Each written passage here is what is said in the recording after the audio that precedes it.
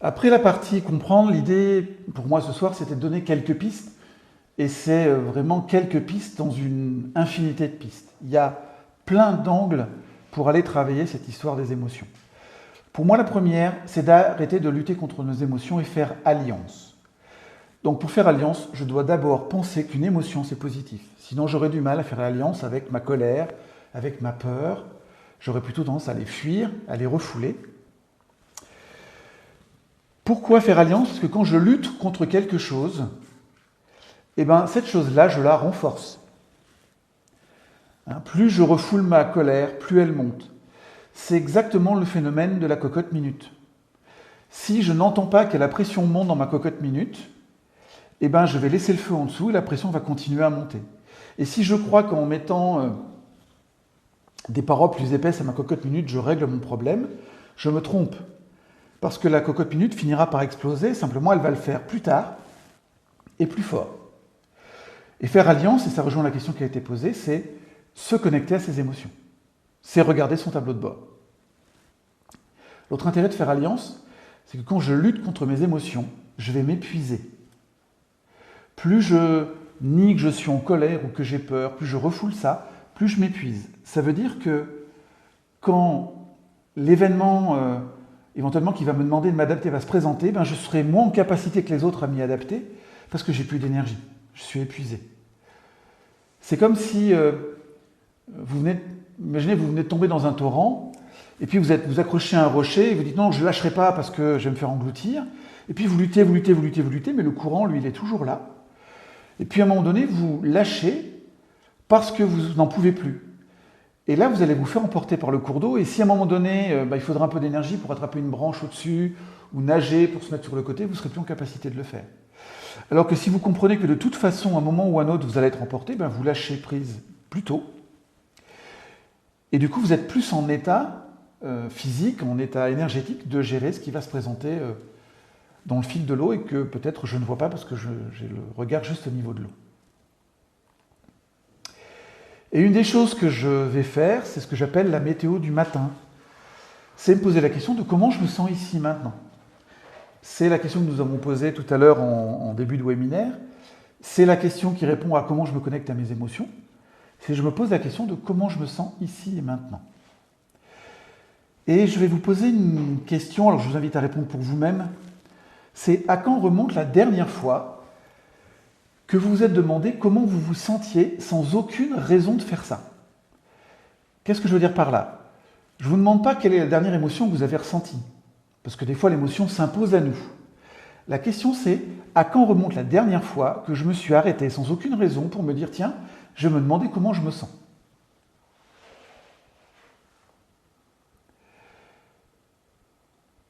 La réponse que me font la plupart des gens que j'ai en formation ou en accompagnement, c'est jamais. C'est jamais. Encore une fois, je ne regarde pas le tableau de bord, j'attends que ça flash pour me dire tiens, je devais rouler trop vite. Donc, première chose, tous les matins, posez-vous et faites l'inventaire à l'intérieur, c'est comment. Et tout à l'heure, nous avons demandé quelle était l'émotion dominante parce que nous ne pouvions pas rentrer dans le détail, mais l'idée, c'est de regarder quels sont tous les voyants qui sont allumés. Peut-être que je vois qu'il y a une part de moi qui est en colère, et peut-être qu'il y a une part de moi qui est impuissante, peut-être qu'il y a une part de moi qui est joyeuse, il y a peut-être une part de moi qui est fatiguée, il y a peut-être une part de moi qui est impuissante. Et je vais comme ça me rendre compte que je ne suis pas qu'une entité, je suis des parts de moi, et que ces parts de moi sont vivantes, et chacune va s'exprimer par le biais d'une émotion. Et puis mon invitation, ça serait de faire ça peut-être matin, midi et soir. Parce que moins il y a de temps qui s'écoule entre deux fois où je vais aller regarder comment je me sens, moins j'aurai à ajuster une éventuelle variation émotionnelle. Donc première chose, c'est comment je me sens ici et maintenant. Et ça rejoint en partie le slide d'après. C'est une des choses que je peux faire, c'est apprendre à vivre maintenant. Alors, je voulais décomposer parce que j'aime bien le sens caché dans les mots. Quand on parle de maintenant, c'est ce que mes mains peuvent tenir. Hein, donc c'est ce qui se passe dans une sphère qui n'est pas plus grande que la longueur de mes bras.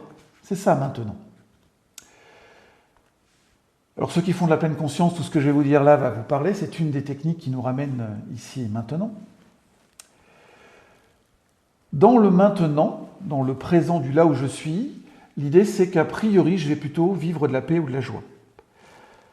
Pour la plupart d'entre vous, si vous regardez là où vous êtes chez vous, vous avez un toit sur votre tête, vous passez, je le souhaite, un bon moment. Là où vous êtes, peut-être que vous êtes loin du virus, et donc probablement que pour la plupart d'entre vous, si vous regardez bien ici maintenant, vous êtes tranquille. Malheureusement, notre attention n'est pas toujours centrée sur ici et maintenant. Par exemple, elle peut aller dans hier. Souvent, quand nous allons nous intéresser au passé, nous allons plutôt éprouver des émotions comme la nostalgie, le regret. Alors, sauf si vous pensez évidemment à des choses qui ont été positives, auquel cas c'est super. Mais quand je laisse mon cerveau faire tout seul, eh ben, il va penser à ce que j'ai raté. Voilà, cette personne qui sera peut-être décédée, j'aurais dû lui dire ça avant. Mon conjoint qui s'en va, j'aurais dû faire ça avant. Sauf que je ne peux pas changer ce qui s'est passé. Je peux changer l'impact au présent de ce qui s'est passé, mais je ne peux pas changer ce qui s'est passé. Parfois, ce que nous faisons, c'est que nous mettons notre attention sur le futur. Et le futur, ça peut éventuellement être source d'inquiétude, de peur, d'angoisse. Parce que personne ne sait de quoi demain sera fait. Si vous êtes capable de faire ça, le métier tout trouvé, c'est la caravane, la boule de cristal, et vous ferez fortune, parce que beaucoup de gens voudraient savoir ce qui va se passer demain. Personne ne sait ça. Personne ne sait ça. Mais quand mon attention est, mon Dieu, qu'est-ce qui va se passer demain, il y a des chances que je vive ce genre d'émotion. Et puis des fois, mon attention n'est ni dans le passé, ni maintenant, ni dans le futur, elle est ailleurs. Je pense à une personne qui me disait, mais moi je pense à ma maman qui est âgée et qui est dans une ville qui est à 200 km de chez moi. Bien sûr, vous pouvez y penser. Mais je suis totalement impuissant à faire quoi que ce soit pour cette personne, même si elle m'est chère, même si c'est la personne la plus chère au monde. Je ne peux absolument rien faire pour elle. Si vous êtes en train de penser que vous avez une résidence secondaire et que la dernière fois que vous êtes parti, vous avez oublié de fermer le Velux et que s'il pleut, la moquette c'est foutu, vous ne pouvez rien faire parce que vous n'y êtes pas. Donc l'idée c'est de revenir au présent et de se dire, tiens, ici maintenant, par exemple, qu'est-ce que je peux faire pour ma maison? Qu'est-ce que je peux faire pour cette personne importante pour moi qui est à 200 km? Mais juste m'inquiéter pour elle, ça ne va pas me permettre de me sentir mieux. Or, si je veux aider quelqu'un, c'est quand même beaucoup mieux si moi je me sens mieux. Si moi je me sens bien. Imaginez un psychologue qui se sentirait impuissant, qui vivrait de l'angoisse ou de la dépression, ça va être compliqué pour lui d'accompagner des gens qui vont vivre ça. Donc c'est important que nous, si nous avons à cœur d'aider, nous trouvions cet endroit où nous pouvons être en paix et en joie. Et il y a une permission peut-être à se donner, c'est tout à fait OK d'être joyeux ici, maintenant. Je dis ça aux personnes qui pensent que quand quelqu'un n'est pas bien, si nous on n'est pas bien aussi, c'est qu'on n'a pas de cœur. C'est faux. Mais c'est une pensée très répandue. Et des fois, il y a des personnes qui peuvent être dérangées quand elles partagent quelque chose où elles ne sont pas bien et que l'autre en face, visiblement, n'est pas affecté. Il est présent, il est à l'écoute, il est prêt à être là pour vous, mais il ne montre pas que lui-même, il est en train de plonger. Non, c'est possible d'être joyeux ou d'être en paix ou dans la plénitude, même dans un environnement qui ne nourrit pas habituellement ça, et même avec des personnes qui ne sont pas là-dedans. Puis il y a un proverbe que j'aime beaucoup qui est en lien avec ça, c'est l'idée que hier est une histoire, demain est un mystère, aujourd'hui est un cadeau, et c'est pour ça que nous l'appelons présent.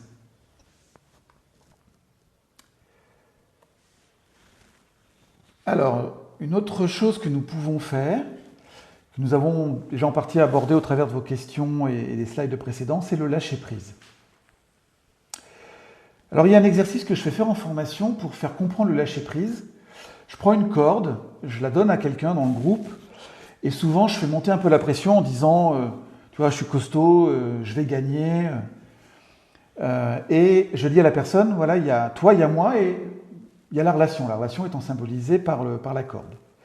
Et je lui dis, la relation là, elle est tranquille. Dans un instant, je pense que la relation va être moins tranquille. Et je t'invite à voir ce que tu peux faire pour que ça soit plus tranquille pour toi. Et je me mets à tirer sur la corde. 99% des personnes, le premier réflexe qu'ils ont quand je tire sur la corde, c'est de résister. C'est pas de lâcher. Alors je continue, et un nombre important de personnes vont continuer à tenir la corde. Pourquoi ? Parce qu'elles veulent gagner sur moi. Elles veulent me contrôler. Or, je ne peux pas contrôler l'autre. Ce n'est pas possible. Je peux me contrôler moi, je peux agir sur moi, mais je ne peux pas contrôler l'autre. Il y a même des personnes que je vais finir par déplacer dans la salle parce que du coup, elles se rapprochent de moi et je les déplace. Ça veut dire qu'elles ne sont plus maîtres de leur vie, c'est l'autre qui décide.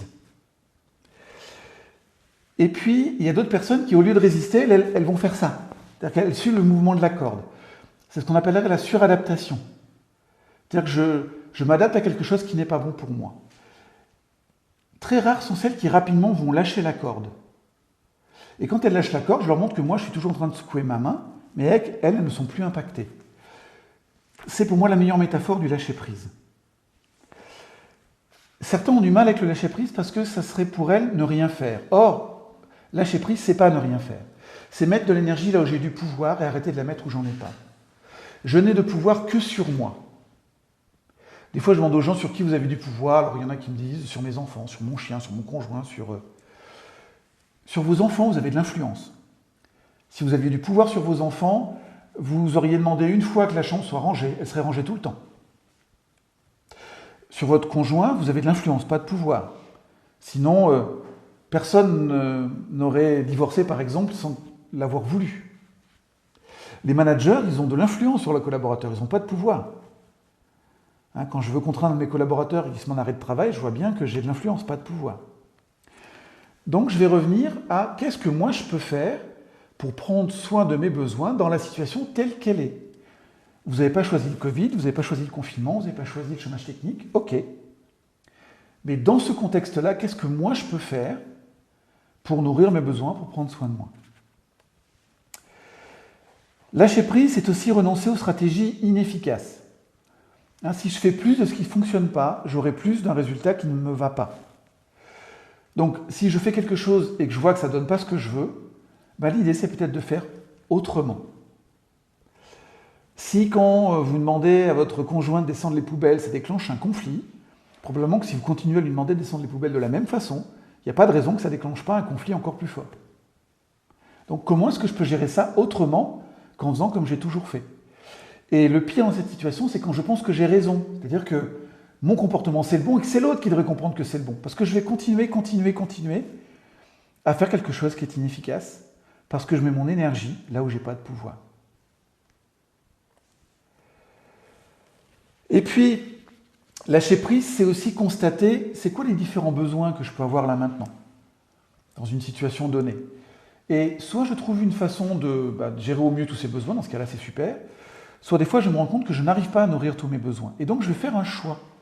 Je vais choisir de renoncer pour un temps à nourrir certains besoins pour peut-être en nourrir d'autres.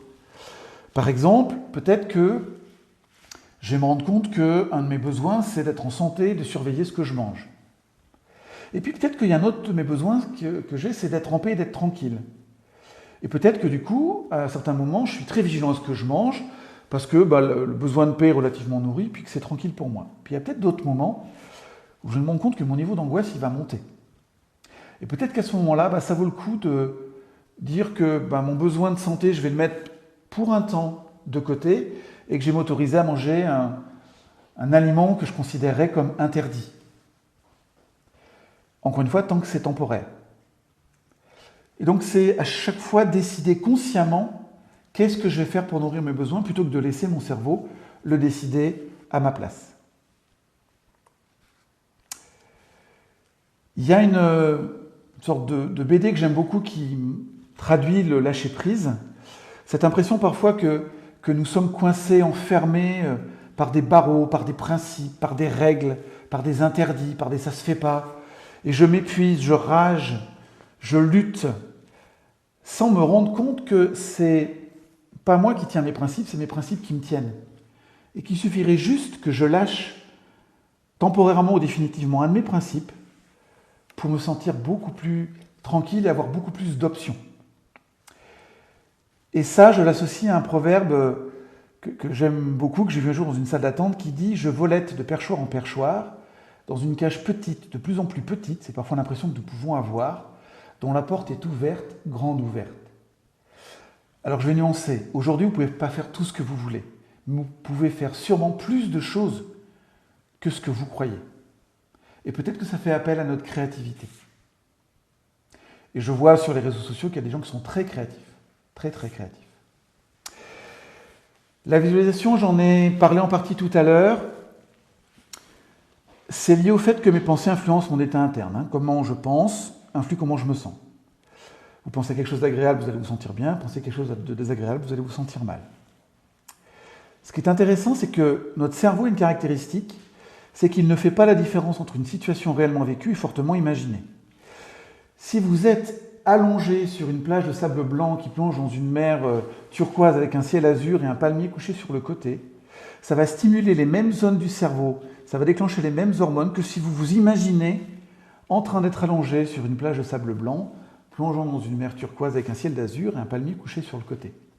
Donc si vous n'avez pas les moyens de vous payer le billet d'avion pour aller sur cette plage-là, vous pouvez imaginer que vous y êtes. Peut-être que ça va vous demander de l'entraînement si vous ne savez pas faire. Mais plus vous allez le faire, plus votre cerveau va intégrer le chemin et va vous faciliter la tâche pour que ce soit vrai. C'est ce qu'on appelle une évocation multisensorielle, c'est-à-dire que vous vous imaginez sur cette plage, ou n'importe quel autre lieu que vous avez choisi, et puis sur cette plage, vous imaginez ce que vous voyez, et vous rentrez dans le détail. Vous imaginez ce que vous entendez, et vous rentrez dans le détail. Vous imaginez les odeurs qui peuvent vous parvenir, les parfums, les sensations corporelles, le vent, la chaleur, la fraîcheur. Parce que plus vous allez stimuler vos 5 sens, plus vous allez développer en vous l'émotion, la sensation qui y est associée. Et ça fonctionne avec n'importe quelle émotion. Si vous voulez être concentré, il faut trouver une évocation qui génère ça. Si vous voulez être trempé, il faut trouver une évocation qui génère ça. Si vous voulez vous monter en énergie, si vous voulez vous monter en sécurité. Là aussi, ça peut être parfois aidant d'être accompagné par quelqu'un qui, au début, va nous aider à trouver le chemin. Aujourd'hui, je pense que sur YouTube, vous devez trouver plein d'audios qui proposent ça. Je commence à en mettre sur ma chaîne YouTube parce qu'il y a des personnes qui m'ont demandé d'en faire pour eux. Donc du coup, je le partage avec tout le monde. Vous pouvez aussi trouver des CD que vous pouvez acheter par correspondance, puisqu'aujourd'hui, vous ne pouvez pas les récupérer, qui vont vous aider à gérer ça. Une autre chose qui peut vous aider, c'est de sourire. Alors peut-être que vous allez vous dire, mais sourire aujourd'hui, franchement, il n'y a pas beaucoup de raisons de sourire. Eh bien, je vais sourire sans raison. Pourquoi ? Parce que mon état interne, comment je me sens, influe sur ma posture. Si je ne vais pas bien, si je n'ai pas le moral, j'aurais tendance à m'avachir, à regarder en bas, à respirer peut-être plus dans le bas de mes poumons. Ce qui est intéressant, c'est que cette liaison, elle marche dans les deux sens. Ma posture influence mon état interne.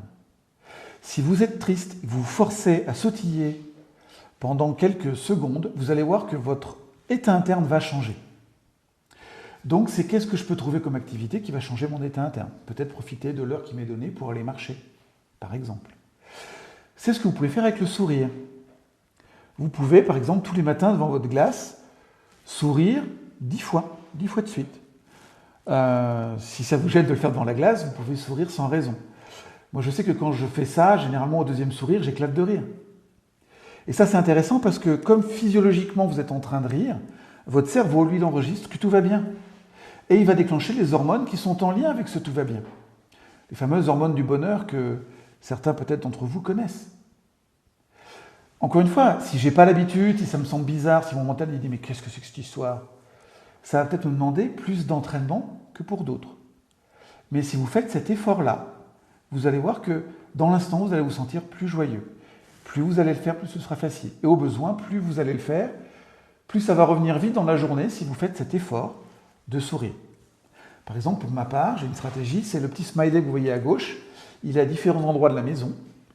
Et je me dis que c'est sympa parce que du coup, quand je le regarde, je me mets à sourire automatiquement. C'est comme un réflexe.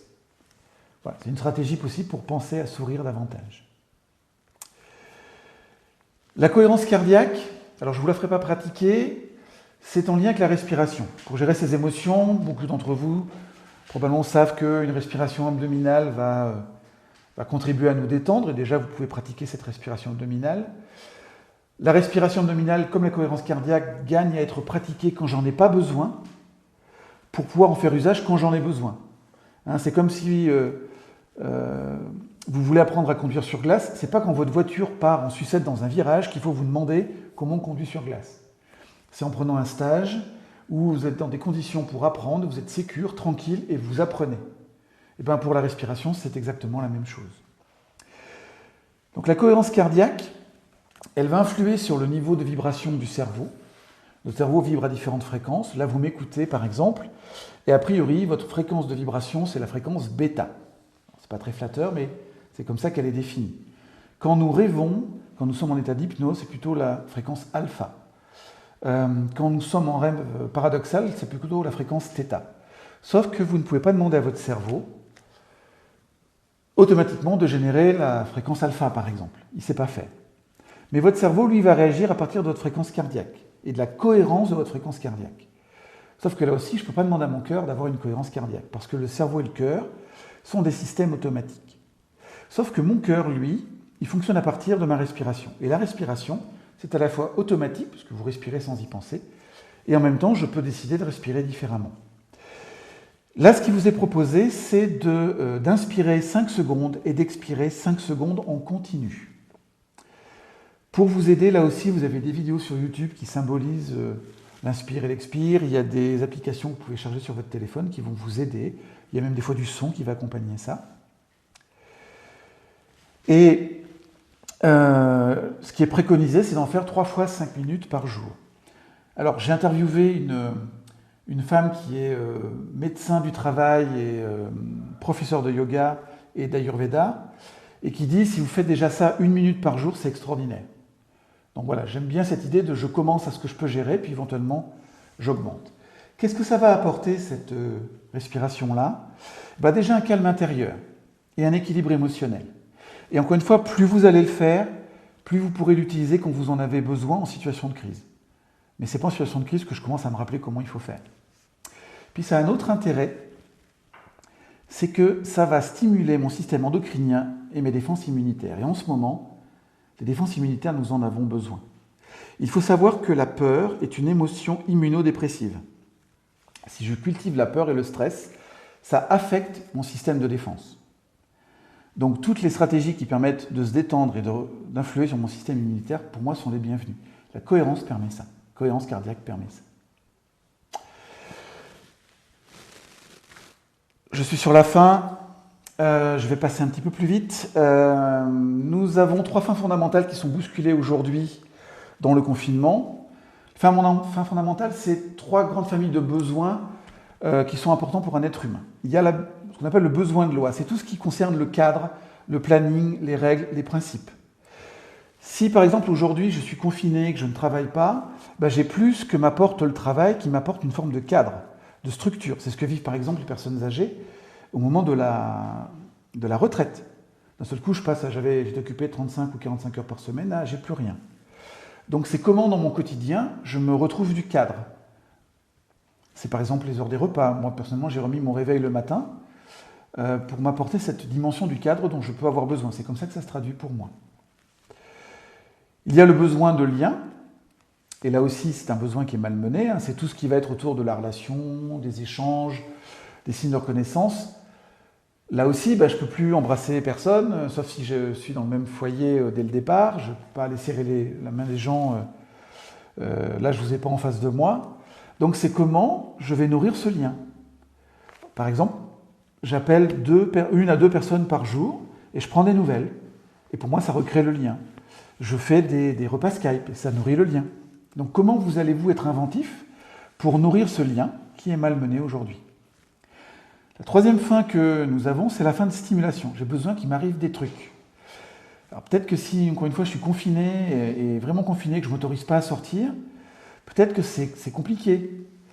Et là aussi, ce qui va nous aider, c'est comment je m'intéresse à la nouveauté. Par exemple, comment j'en profiter pour lire des choses que je n'ai pas le temps de lire habituellement. Je vais m'intéresser à des sujets nouveaux. Comment je vais mettre de la créativité. Je sais pas quoi, en faisant un bricolage à la maison, en peignant, en chantant, en dessinant, tout ce que vous voulez. Comment je vais nourrir cet aspect-là? Ce qui va être important, c'est que ce que vous allez faire, faites en sorte que ça ait du sens pour vous. Si vous le faites pour le faire, il y aura un bénéfice, mais c'est encore plus fort si ça a du sens pour vous. Dit autrement, si je m'intéresse, si je couvre un sujet et que ce sujet, je me dis « Attends, ça c'est génial, je vois comment je pourrais l'appliquer » ou « Je vois comment ça nourrit ma curiosité », ça sera d'autant plus efficace si vous faites ça. Et puis, dernière chose que vous pouvez travailler, c'est la trousse de secours. En gros, la trousse de secours, c'est lister qu'est-ce qui me fait du bon. Et j'insiste, ce qui me fait du bon, pas ce qui me fait du bien. Parce que bien, ça fonctionne avec notre mental qui décide le bien et le mal. Alors que bon, c'est plus dans l'aspect émotionnel. Qu'est-ce qui me fait du bon ? Et vous allez lister toutes les activités qui vous font du bon. Alors je vous en ai mis quelques-unes qui sont en lien avec les hormones qu'on dit hormones du bonheur, c'est-à-dire certaines activités qui, par exemple, vont augmenter votre taux de dopamine, votre motivation à agir. Ou alors votre sérotonine, l'idée de vous sentir important, utile. Dans les hormones du bonheur, on trouve aussi l'endorphine, c'est ce qui apaise la douleur, c'est ce qui permet de diminuer le stress. Et la quatrième hormone dite du bonheur, c'est l'ocytocine. On appelle ça aussi l'hormone de l'attachement ou de la confiance. Donc il y a aussi des pratiques qui vont me permettre de la nourrir. Et puis après, je peux être créatif. Il y a plein d'autres choses que je peux trouver qui me font du bien, qui me font du bon. Et notamment exprimer ma gratitude. Je peux exprimer ma gratitude pour être aujourd'hui en santé, pour être aujourd'hui en vie. Peut-être pour tout ce que ce confinement me permet de vivre que je n'avais pas le temps de vivre avant. Peut-être même, si j'en suis capable, la gratitude pour ce que ce Covid me permet de dépasser, de transformer. Que peut-être, je savais bien que j'avais ça à faire, mais je le repoussais, je trouvais des échappatoires. Aujourd'hui, je suis confronté et ça me le fait travailler. Idéalement, cette trousse, l'idée c'est de la remplir quand tout va bien. Donc prenez ces moments où vous êtes en paix, tranquille, pour vous poser la question de qu'est-ce qui me fait du bon ? Et listez. Comme ça, quand vous serez moins bien, vous pourrez aller piocher dans cette trousse de secours. Et puis, je voulais terminer sur une réflexion. Une réflexion qui fait pour moi un parallèle entre le malheur et le bonheur. Entre le jardin ou un terrain vague. La différence entre le jardin et le terrain vague, c'est l'énergie que vous allez mettre. Et le malheur, ça ne demande pas d'effort. Ça ne me demande pas de faire d'efforts, de contrôler mes pensées. Ça ne me demande pas l'effort de pratiquer la cohérence cardiaque. Ça ne me demande pas l'effort de pratiquer la respiration. Ça ne me demande pas l'effort d'avoir du discernement dans les informations que je capte. Le malheur ne demande pas d'effort. Parce que notre cerveau reptilien gère ça par défaut. C'est pas qu'il gère le malheur. Lui, il cherche ce qui est potentiellement dangereux pour nous sécuriser. Mais quand je regarde ce qui est potentiellement dangereux, a priori, ça ne va pas me détendre. Le bonheur, lui, il en demande. Exactement comme si vous voulez que demain certaines choses poussent dans votre jardin, si ça n'y est pas déjà, vous allez devoir décider d'aller les planter, et puis de les arroser, et d'en prendre soin, tous les jours. Et c'est un petit peu tous les jours. C'est pas je fais de la cohérence H24, je fais pas de la pensée positive H24. C'est d'abord 1 minute par jour. Et quand je suis tranquille avec ça, je fais un nouvel effort, c'est 2 minutes par jour. Et puis quand je suis à l'aise avec la pensée positive, je fais de la cohérence cardiaque et je passe à autre chose. Le meilleur moyen d'avaler une baleine, c'est de le faire par bouchée, c'est-à-dire par morceau qui soit la taille de ce que je peux gérer. Et probablement que ce que vous vivez aujourd'hui fait que votre bouchée à vous ne sera peut-être pas ma bouchée à moi, ou celle de votre voisin.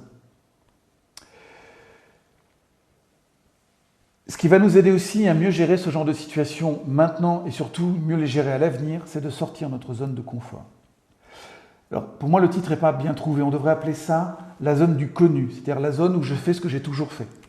Encore une fois, si je fais ce que j'ai toujours fait, j'aurai les résultats que j'ai toujours eus. Et puis, ce qui va m'aider aussi, c'est d'apprendre à me connaître. Alors, j'aime pas bien le terme connaître parce que ça voudrait dire qu'à un moment donné, je peux arriver à un endroit où je sais qui je suis. J'ai longtemps pensé que je savais qui j'étais. Je peux vous dire qu'aujourd'hui, je me découvre tous les jours, ou presque. Donc, c'est être curieux de soi, comment je fonctionne, et curieux de mon vivant. C'est pas parce que à un moment donné, j'ai le moral qu'une heure après, je vais l'avoir ou que le lendemain, je l'aurai. Donc, je vais éviter de m'enfermer dans des définitions du genre « moi, je suis comme ça ». Je suis comme ça ici, maintenant. Et je vais avoir cette curiosité. C'est le fameux « connais-toi toi-même » dont l'auteur m'échappe. Mais si vous le connaissez, vous pouvez le rajouter dans les commentaires. Et puis, cultivons la joie. Cultivons la joie. Qu'est-ce qui me rend joyeux? Moi, en ce moment, je regarde beaucoup de vidéos de spectacles comiques, ou même des comiques qui créent des choses en lien avec le confinement. J'ai toujours été fan de Rire et Chanson, donc voilà, c'est toujours présent. J'ai la chance d'avoir dans mon entourage des gens qui sont eux-mêmes dans la joie et peuvent avoir un regard parfois décalé par rapport à ce qui se passe. Et donc je les remercie parce qu'ils me soutiennent aussi. Hein, je ne suis pas tout seul, je suis entouré, nous sommes interdépendants. Voilà, puis je sais qu'il y en a certains qui sont à la conférence de ce soir, donc c'est l'occasion pour moi de les remercier. Et pour aller plus loin, en tout cas ceux qui auraient envie de creuser un peu plus que ce que permet cette heure, vous pouvez lire un livre qui s'appelle L'intelligence du stress, qui va vous expliquer comment les neurosciences vont vous aider à mieux gérer ce qui se passe pour vous aujourd'hui.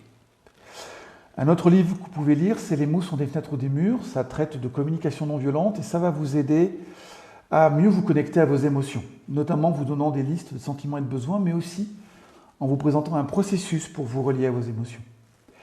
Et puis vous pouvez aussi lire La pause en 90 secondes. En fait, c'est des techniques très courtes, 1 minute 30, pour restaurer son calme intérieur.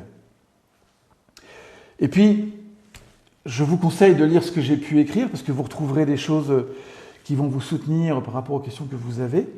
Comment se rendre la vie plus belle, que certains l'ont cité tout à l'heure dans les commentaires. C'est un livre d'auto-formation pour apprendre à acquérir de meilleurs réflexes, de meilleurs modes de pensée pour aller vers la vie qui est bonne pour moi. Croyance, mensonge, autre vérité, c'est des aphorismes qui nous invitent aussi à réfléchir sur certains aspects, peut-être penser autrement, se nourrir d'autres visions. Et les deux derniers sont des romans initiatiques. Initiatique, ça veut dire que le héros vit une initiation et que nous la vivons en lisant le roman. Et puis, si vous voulez aller plus loin, vous pouvez aussi vous rendre sur mon site internet, sur ma chaîne YouTube ou contacter l'École supérieure de commerce, qui dans ses différentes activités aura sûrement des choses qui peuvent vous soutenir. Et je conclurai en vous disant que je ne peux rien sur ce que je suis, mais je peux tout sur ce que j'en ferai demain. À partir du moment où je choisis, qu'est-ce que je décide de faire aujourd'hui de moi et qu'est-ce que je décide de planter aujourd'hui, c'est ce qui va définir ce que je récolterai demain.